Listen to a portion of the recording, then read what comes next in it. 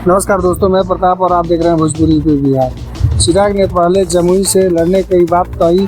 इसके बाद माना जा रहा था कि चाचा भतीजे के बीच की गतिरोध खत्म हो गया है। हालांकि रीना पासवान की दावेदारी ने पशुपति पारस के साथ बीजेपी की भी मुश्किलें बढ़ा दी हैं।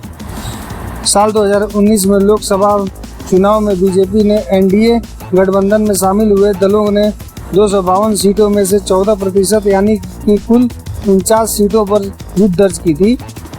अब अगले साल यानी 2024 में एक बार फिर लोकसभा चुनाव होने वाले हैं। इस बार एनडीए लोकसभा का सीधा मुकाबला इंडिया से होने वाला है। यही कारण है कि सियासी गलियारों में अभी से ही मंत्रिमंडल विस्तार को लेकर तमाम तरह की चर्चाएं हो रही हैं। चर्चा के ये भी कि लोजपा रामविलास के नेता चिराग पासवान की वजह से पीएम मोदी के मंत्रिमंडल विस्तार टल सकता है। दरअसल चिराग पासवान ने मंत्रिमंडल के विस्तार से पहले भारतीय जनता पार्टी के सामने लोकसभा चुनाव में उनकी पार्टी को 6 सीट और 1 राज्यसभा सीट मिलने की मांग रख दी है।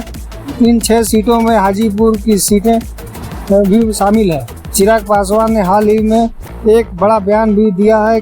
उन्होंने कहा कि वह चाहते हैं कि उनकी मां रीना पासवान हाजीपुर से लोकसभा चुनाव लड़ें, जहां से उनके दिवंगत पिता रामविलास पासवान कई दशकों तक सांसद रहे हैं। इससे कुछ घंटे पहले चिराग पासवान ने संकेत दिया था कि वह जमुई से फिर से चुनाव लड़ेंगे। वह मौजूदा लोकसभा में लगातार दूसरी बार सीट का प्रतिनिधित्व कर रहे हैं। चिराग का हाजीपुर से सांसद और उनके चाचा पशुपति पारस के साथ टकराव है। उन्होंने हाजीपुर सीट पर बात करते हुए कहा कि उनके पिता रामविलास पासवान ने एक लंबा समय हाजीपुर से सेवा में बिताया है और हाजीपुर को अपनी मां के समान माना है। ऐसे में एक पुत्र होने के नाते मेरी जिम्मेदारी बनती है कि उनकी गैर मौजूदगी में वैसे ही हाजीपुर और हाजीपुर के लोगों का ध्यान रखूं, जैसे मेरे पिता अपने रहते हुए उन्होंने रखा था।